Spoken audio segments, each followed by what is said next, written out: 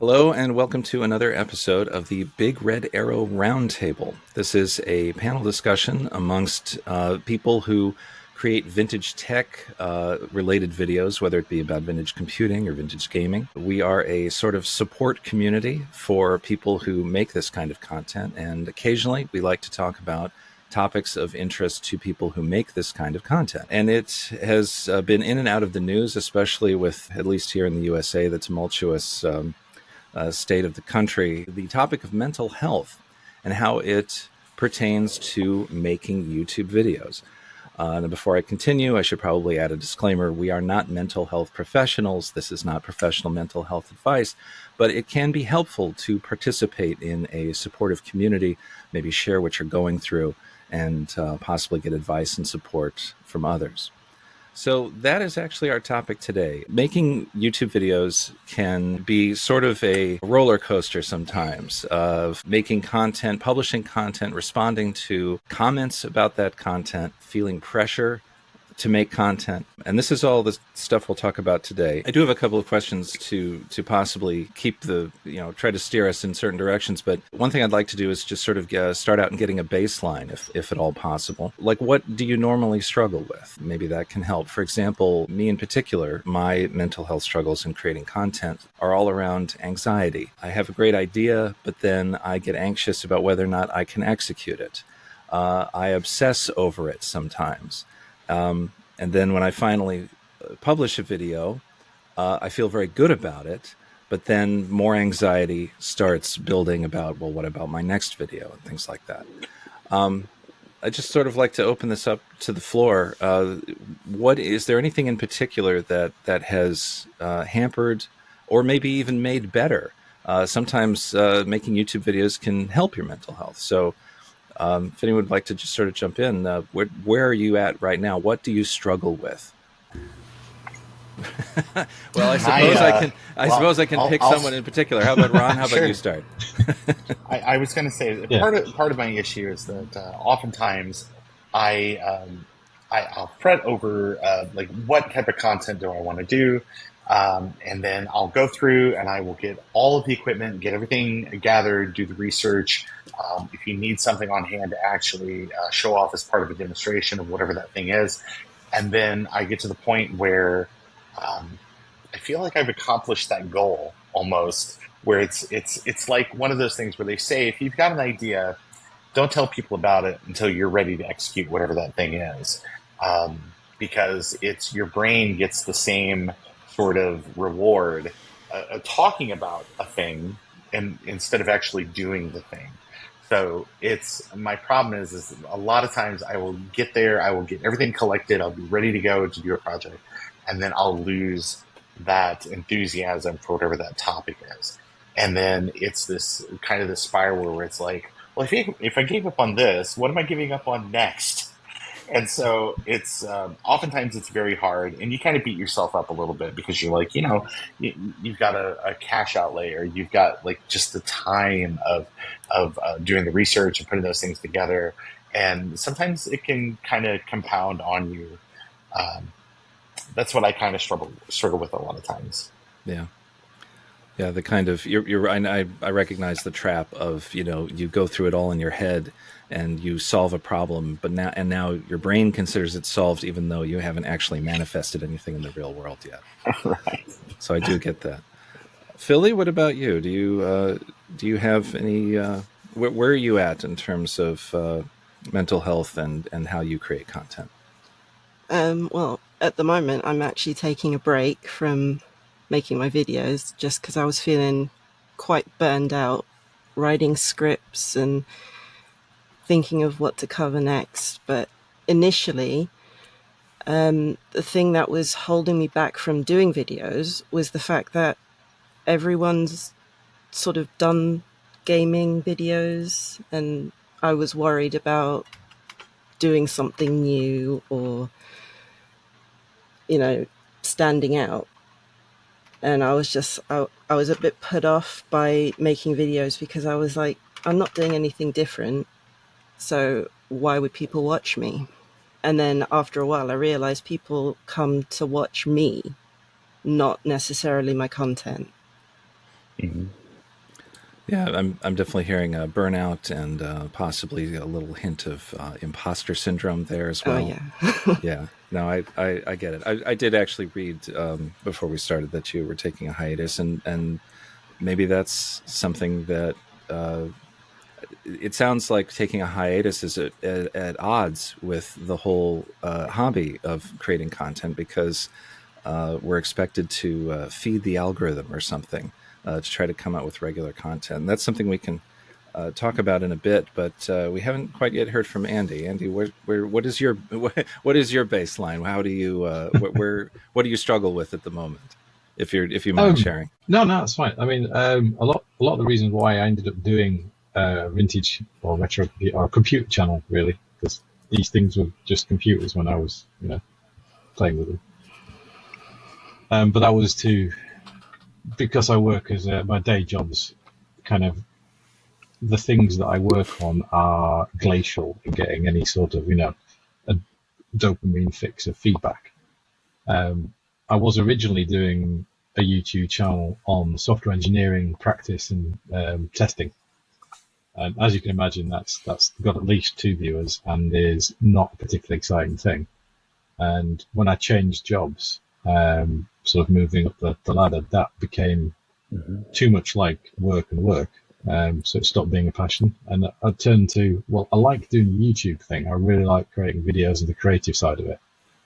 Um, but I also like, old computers and playing around with them and looking about with them. So I started, hey, let's just give that a go.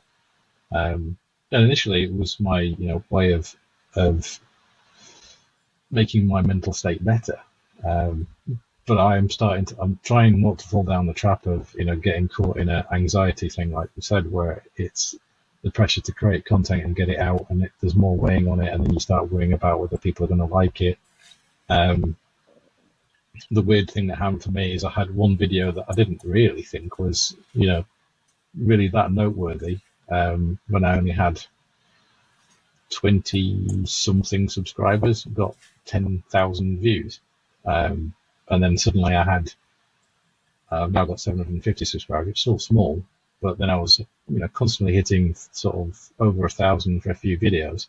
And then that suddenly tailed off. And now I'm like, well, what was I doing then that I'm not doing now? And then I'm starting to overthink it. And so I'm really wrestling with that at the moment to try and get myself back to do the things that interest me and things that I like, because clearly that was probably what I was doing before and people were enjoying that. And as soon as I've started to overthink it and try to bring content that I think other people want to watch, it's sort of all turned around the other way. Yeah, which is really hard I do to like get your head around. the part of your story where you started to address mental health issues, and obviously there is a bit of a dopamine roller coaster ride here, where you finish the thing and you feel great, and then you put it out and it's received well, and then you also feel great. But then, just like any dopamine rush, it eventually falls, and then you need to figure out how to continue. Yeah. Um, Yeah, yeah. you've just got It is a cycle. I'd be curious to ask Ron and Philly sort of the same thing too. Do you guys feel pressure to constantly produce new content on a schedule, or are you okay with creating content based on your own schedule? Like for me personally, I've always viewed my channel and my goals. I set out very early that I wanted to create a certain level of production level and polish, and I know that is variable. So I personally have never. I still struggle mentally, but I have never personally tried to meet an arbitrary schedule. For the whole panel, and I guess Ron and Philly, you haven't weighed in yet. I mean, do you feel pressure to, or have you felt pressure to produce on a regular basis? Oh, completely. Yeah. Okay. Because you hear that other YouTubers say post regularly and you'll grow, Mhm. and keep consistent and it'll be fine. So like I try and get a video out every week, but some weeks, the inspiration isn't there, or you don't feel like a video is reflecting you, or you're just kind of rolling with whatever's big at the time and it doesn't feel right. So and if you don't have videos out, you do also get worried that people are going to stop watching and your back cat is going to be forgotten when realistically you're only going to get found. And as long as you have older videos that you're really proud of and you're happy that they're out there, then people will find it and they'll watch you. Maybe some of the help there is just trying to remember that. Sometimes we lose sight of that, if they're coming to see you, your back catalog will satisfy that. And maybe lack of inspiration isn't as important from week to week. Ron, what about you? Do you feel pressure? I have no insider knowledge on how YouTube works other than my own observations. And it does appear that if you do not regularly produce content in some form, if you're not uploading, you are sliding back in terms of whom YouTube will recommend your content to. Your viewership is always going to see. I mean, they clicked the bell and they liked your video and they did the sort of the interactive things that lets that lets YouTube know that that you're that they're engaging with you, that engagement angle of things. But to grow audience, you've got to post, and it almost feels like you have to post something every day to keep that rolling, because there are big channels that have that very much capitalize on the model of short subject video that might be 5 to 8 minutes long, live stream once a week, once every 2 weeks, that might be an hour or two, and a daily short, something in the 15 to 30-second range that is just pinging the algorithm to let them know that you're still out there, you're producing content. And from there, they're more likely to recommend you to people outside of your already sort of established audience. And it feels bad. It feels bad that you have to do that, because that's not how things used to be. I know that shorts are like a real growth market for a lot of channels, especially, and I know that there's also that pressure where people are like, don't put shorts on your main channel. And it's like, I don't know that that's good advice. But if it works for you, then you do you. But it's one of those things where you have to keep feeding the beast if you want it to keep going, if you want to grow, if you want to get introduced to new people. And again, it feels bad because it used to not be that way. You could generate, like Philly was saying, you could generate some evergreen content on your channel. It parks out there and you would consistently get viewership on those things for months and months and months. Maybe it's sort of like when we were kids, when a movie would come out and it would be in theaters for 2 months. And it was because, the pace of things was slower. And so you could rely on, or studios could rely on that income longer. And now it is, a movie is in and out of theaters in a weekend. It's straight to streaming in India. So you missed your chance if you didn't see that thing, or you've really got to dig to find it somewhere. And it all feels bad, and it makes you. But I think that it's set up to make you feel like a failure, but you're not. You're not. It is you're working within the system, and I think, like Andy was saying, where you chase trends or you're trying to like, hey, here's something that's popular, I'm going to do that thing. I think you wear yourself out doing that. You almost have to commit to a model of, I'm making this for me, and I like this, and I'm passionate about things I like. And if other people like it, that's great, because those are the people that are going to stick with you. And those are the people that are going to help you actually build an audience, not people that fly through for that one video. They got 10K views and then you never saw those folks again. So I don't know. It's really, YouTube they've got this brain and you can't see how it works.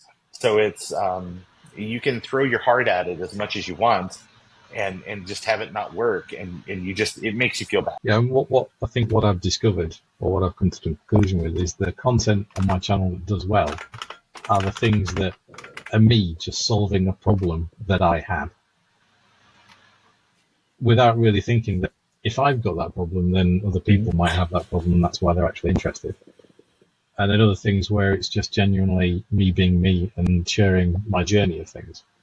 And some of that is also with the fixing computer stuff, is that you can't fix a computer. Well, sometimes you can. You can fix the maybe by turning it on and it works. So otherwise, it's going to take you.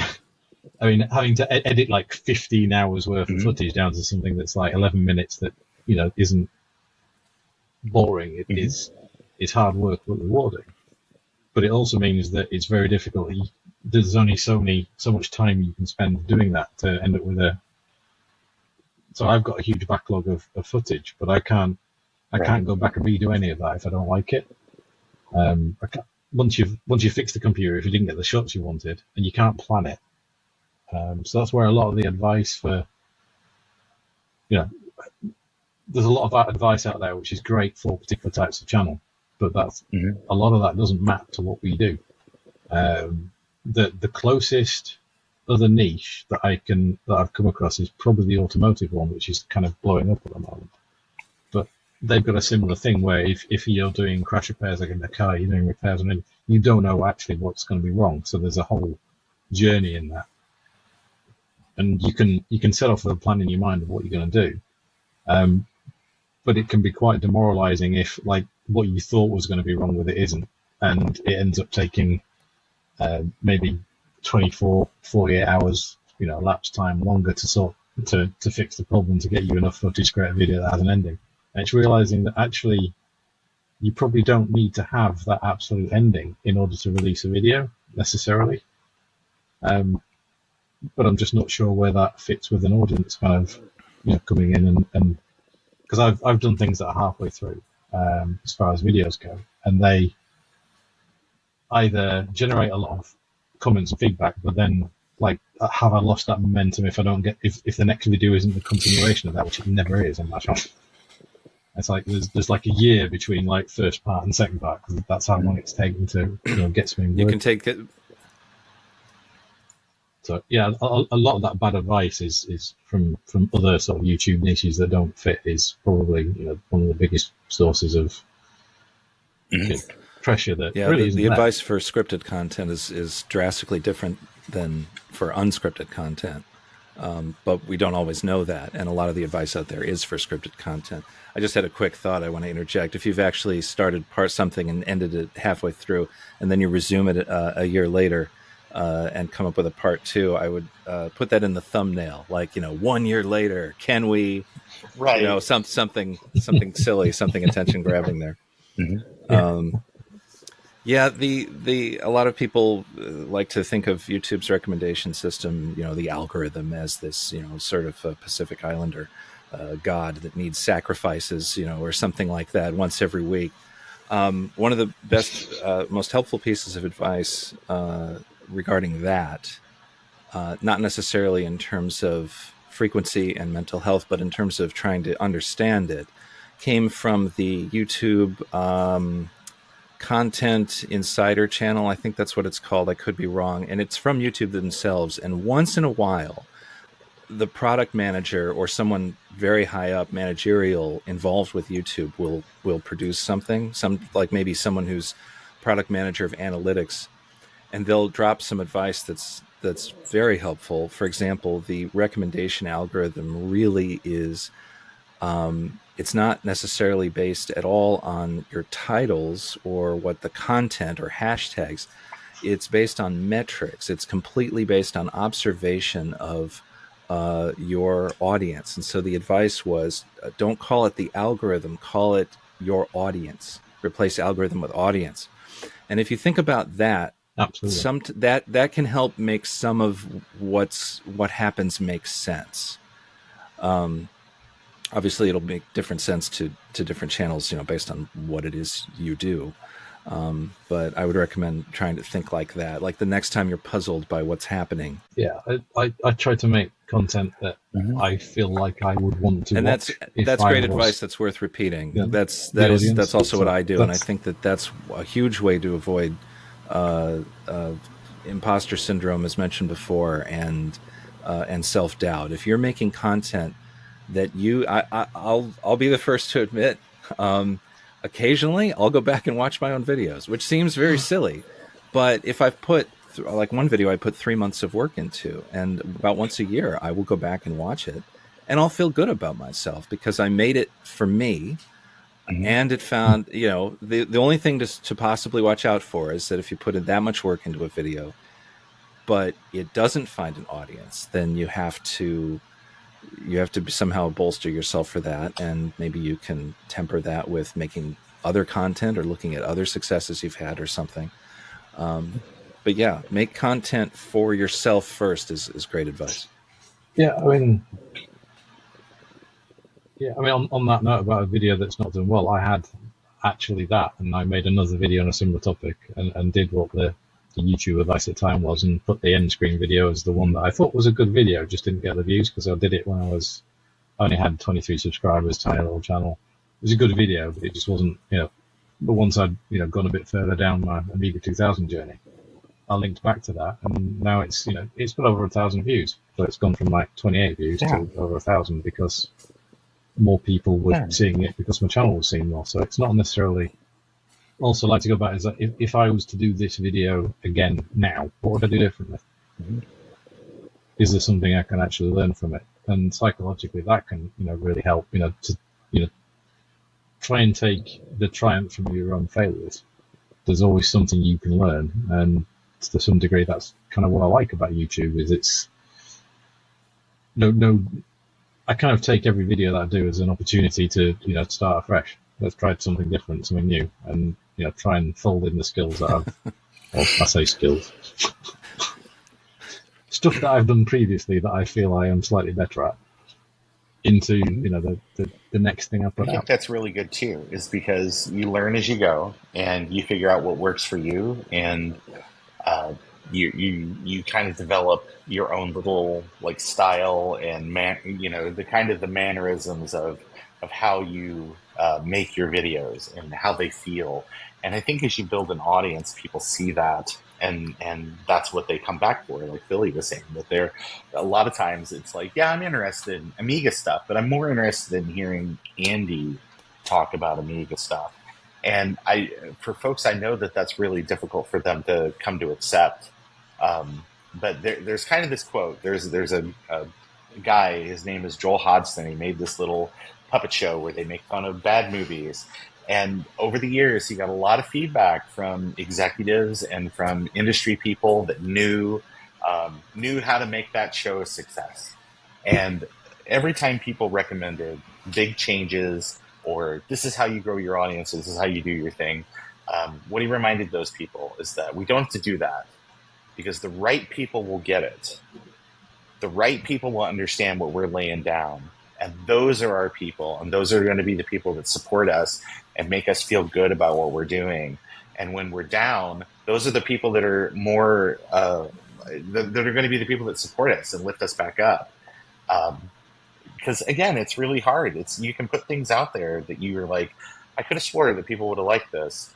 And your core people, those will be the ones out there in the comments on your video with like 10 views that are like, absolutely, I get what you're saying, and this was really, really wonderful, and everybody else ignores it. But if I can get that kind of like feedback, then it makes me feel better about some of these things that other channels might view as a failure. But No, that's really good advice. I think it sounds almost as if one possible coping strategy, and actually this also goes back to what Philly was struggling with, is that when you're unsure about what you should be doing, maybe it might help to step back and set some definitive goals for the channel, like maybe even come up with some sort of internal mission statement, or maybe stating your core values, like the kind of content that you're making. And as long as you stick to those core values, then I'm hashing this out now.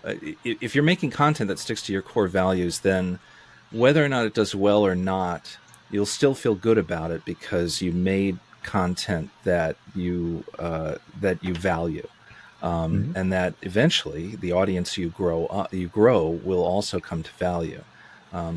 That's also a tough part. Like, the naive way is create a video every week, chase trends, and try to amass as many people viewing it as possible. But the way to grow subscribers is not necessarily that way. You'll get more views that way, possibly, but you may not get subscribers that way. So I don't know if this means you should make all your content evergreen, but maybe a mixture of both. But I think that's something that's helped me. So I guess I'm throwing this out there as potential helpful advice. Is that for example, for my own channel, my goals are definitely create content that I like, that I actually, sort of giggle at a couple of years later, going, look what a great job I did on this. Make content that I wish I saw on YouTube. I'm never making a video that someone else has already covered. Now I know that that's difficult when it comes to gaming necessarily, but there are always games that don't have enough coverage or proper coverage. There are always games that the main thing is that people, you may have covered a topic before, the world doesn't need another, Super Mario World video, for example, but your perspective is unique, and maybe that's what people really want. And so, make the content that you enjoy, and you will find your audience. More specifically, your audience will find you. So, just throwing that off the top of my head. Yeah, excuse me for 1 second. I got to go and cancel my upload later today. My Super Mario World video. I don't know. Dodged the bullet. Thanks, I'm sorry. Did I say Super Mario World? I meant to say macOS 7.1. Oh no! My old channel. My old channel gone. Just like touching on making content for you rather than for other people.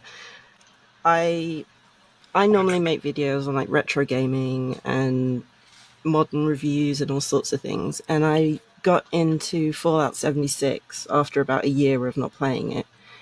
And I thought, I'll make a video about junk runs. Mm-hmm. And that blew up massively. And I got loads of subscribers, loads of views. And I actually panicked because I didn't want to become a Fallout 76 YouTuber. I wanted to have the freedom to do all sorts of games and all sorts of videos. Right. So I was like, I ran to the Discord and I was like, what do I do? And they said, just, keep doing what you want and don't feel pressured to be put into a niche just because that one video did really well or that one series did really well.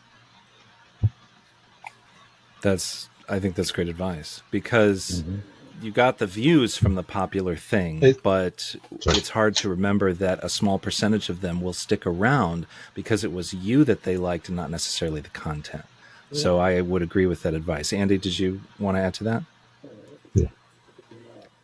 Yeah, I was going to say, it's probably more about what you did with that game. You did something that nobody else had done with that game. Doing something else that nobody else has done with another game is probably what would be the succession to that, rather than thinking about it as just that game. I mean, most of what I do is doing things with computers that people probably didn't think of doing, or there isn't a simple solution to. And not necessarily doing that just with Amigas. I mean, I've ended up in kind of an Amiga thing because that seems what people want to watch. But I really started out with a BBC Micro and IBM 5170, which couldn't be further from an Amiga as you can get. But it was just fixing problems that I had. It was kind of my theme. And to be honest, when I've continued to fix problems that I have, I've had more success than trying to chase everybody's doing a how to recap a Amiga 600 video, or how because a lot of that stuff's been done to death. Yeah. What am I trying to say? So actually pushing yourself, think about it more about what you're doing with the thing rather than the thing that you're doing the thing with. And I don't think I can get thing any more time. It's about the approach, is what I'm hearing. Yeah, it isn't necessarily about any specific thing you're covering, but it's how you approach it and your specific perspective on how to approach it, how to fix it. And that might be, I'm going to refer to your friend and mine, Adrian Black of Adrian's Digital Basement. I think his personality and reactions, which are not necessarily sensationalistic, I think they're quite genuine, where he, has failed many times on camera, and then when he finally does get something working, he's quite honestly elated, and you get that, you see that from his reactions. And so again, it isn't, was it yet another Commodore 64 repair? Yes, but it's how he approached it, and his, so you're very much there, not necessarily, you're there 50% to learn about C64 repair, but you're there 50% to enjoy someone discovering the solution. And so, it isn't necessarily the subject material, it's how you go about it. Don't forget the 8-bit dance party contingent. That's a big audience, it turns out. Yes. That could be an entire sub-channel. Yeah. Multiple 8-bit dance parties, one for every system he repairs. Yes, Adrian's Digital Basement 4, and it's nothing but the 8-bit dance parties. Too funny. Well, we've covered a lot of strategies here. I can't think of anything initially to add, although I did, before we ended, I wanted to comment on the number one thing that I think people think affects their mental health when creating content, and I'm curious if it actually does. How does the feedback and engagement from your audience affect your mental health? Does Ron's got something to say about it? Like, does one bad comment throw you off the cliff? Or are they so silly that you actually laugh at them? Ron, take it from here. How does audience engagement affect your mental health? When I relaunched my channel a couple of years ago, my very first video was just me holding my cell phone, talking about a topic, no cuts, no edits. I did it landscape for the over 40 crowd. But the very first comment in the video was, you can put your camera on a tripod, you can edit. And so you can't internalize that. You let that roll off, because it's one of those things. It's like, not everybody knows how to give advice. Not everybody knows how to properly do feedback. But they cared enough to leave a comment that wasn't just explicatives. So I thought, okay, take it to heart. So the beginning of my very next video starts with me holding the camera with my laptop, and I'm reading the comments, and I get to that comment, and I read it, and I'm like, ah! And then it's like, it slam cuts to like Best Buy to buy the tripod, slam cut to purchase all the things, and then it's like the front door and it slams, and then all the stuff's being thrown on the table, and then it's the new intro for my show. So there's no better example of making lemonade from lemons that I can think of. That is fantastic. Yeah. So it's like, yes, there was some things, but it's one of those, the thing you've got to remember, regardless of whatever it is, if it's YouTube, if it's how you parked your car at Olive Garden, whatever it is, it's like feedback's a gift, but the only feedback that matters is constructive feedback. So it's very easy for someone to be like, your videos suck, or what you did was bad. Okay, well, what about it? What about it was bad? What about it was not good? And it's like, if they don't have anything to add to that, you let that slide off, because that's not real feedback. That's not real criticism. That's just somebody working through their own issues, and everybody's working through something. So that is probably other stress in their life manifesting as I'm going to take a swing at this person. So forget that.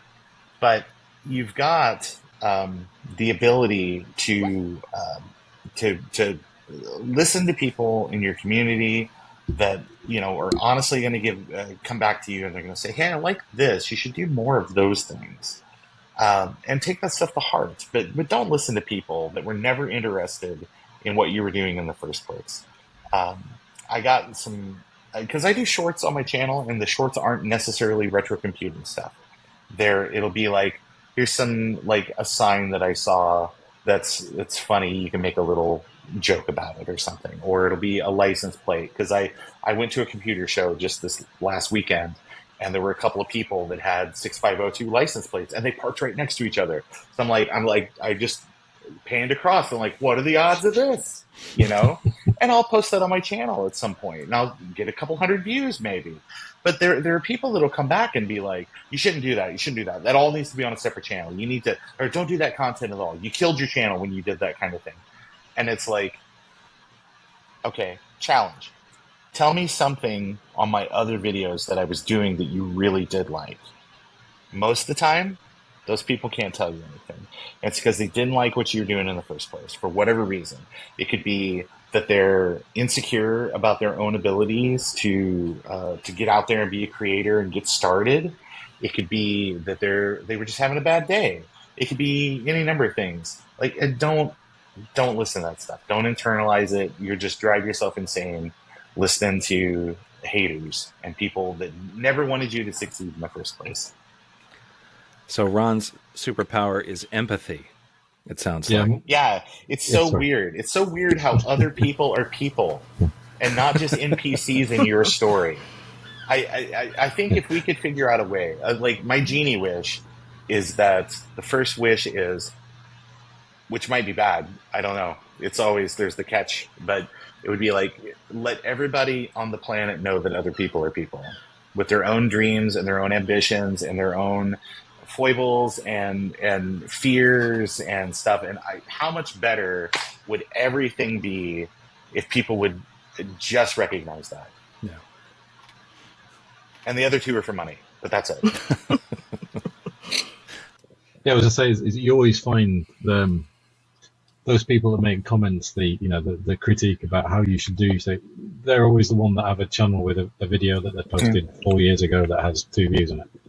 And the people who give you genuine constructive criticism are often, coming from other place. But I think the key thing for me is to always read, or try not to read, those comments in the angry voice in your head, or with the anxiety, tainting, how you're interpreting those messages. And like Ron said, just take things, in good humour, and they're not knocking down your door and throwing bricks through your window. It's just a comment on YouTube. Very, very helpful. Philly, do you have anything to comment? How do your audience reactions affect you? Do they affect you? Do they help you? Do you have any thoughts on that?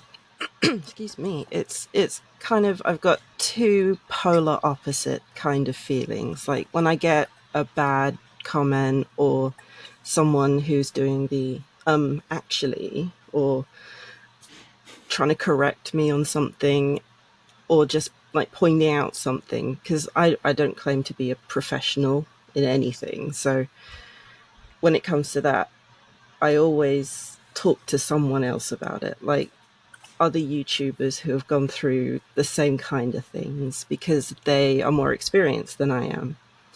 So, and having a laugh about it. It's not serious. If the person who's commenting wants to make it their life goal to be serious and bring you down, that's their thing. My thing, I'm not interested in that, thanks. So, make light of it. And just share it with other people, because sometimes it is really funny, but you don't see it immediately. And then the other side is when I get good comments about something, imposter syndrome just jumps right in again. And especially like when I do my mental health videos, because they're talking all about psychology, I always feel like I don't know enough to be telling people about it.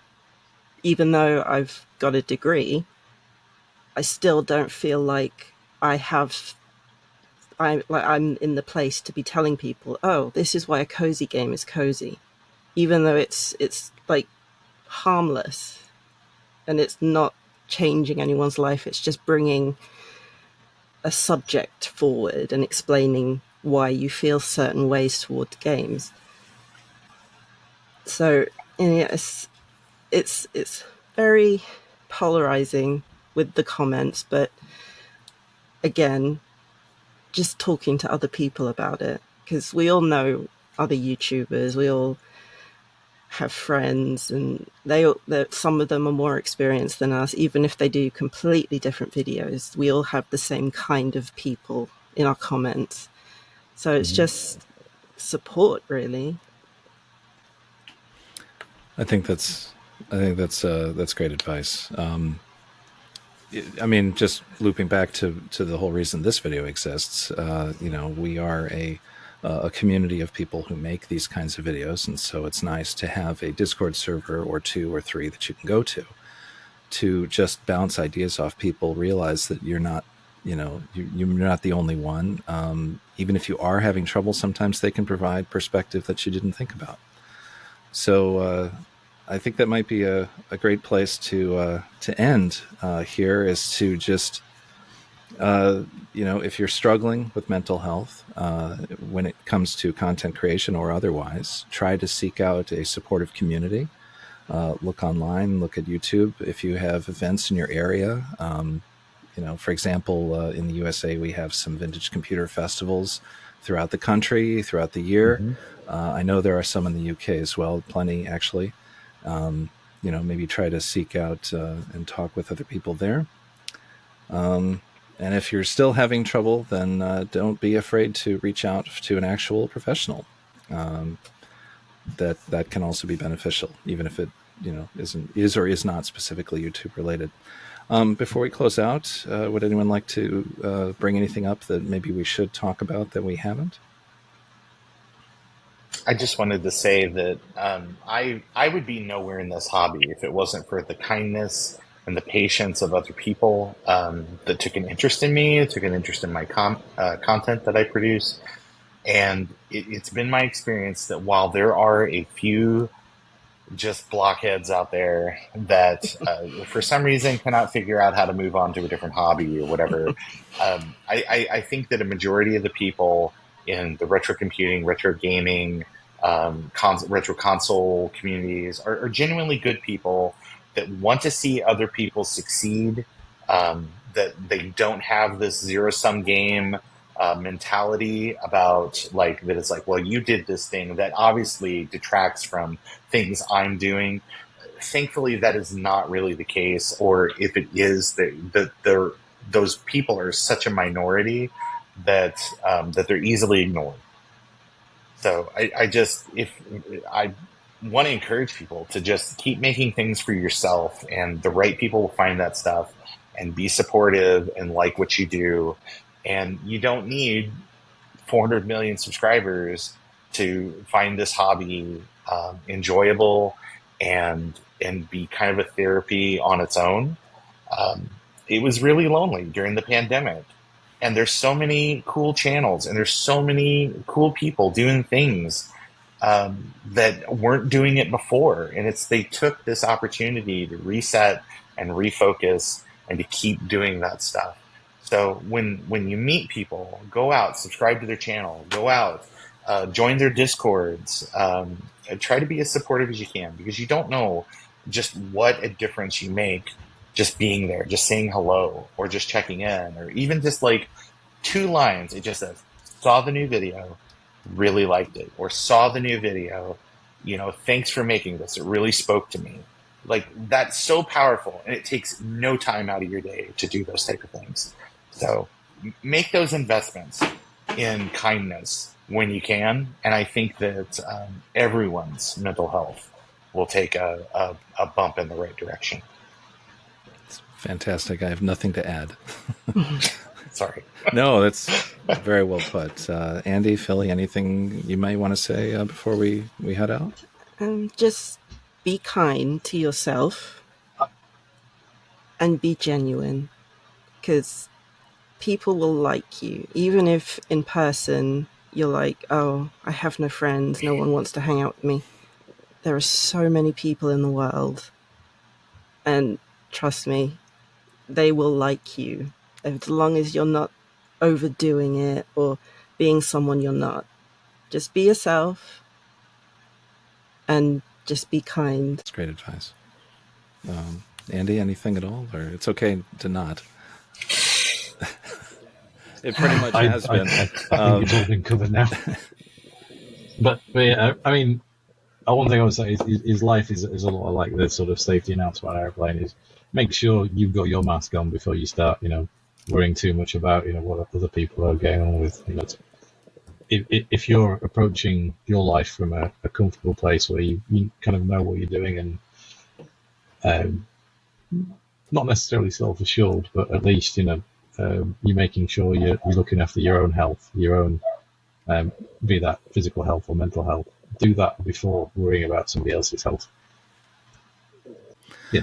All fantastic advice, and I don't think we have anything more to add on this. I'll close with one phrase that has helped me an awful lot this year. Other people's success is not your failure. So we'll just end on that. So thanks everyone for participating, and I hope you get through all of your struggles, and we make more content for everyone to enjoy. Right. Thanks again, everyone. Thank you. Thank you.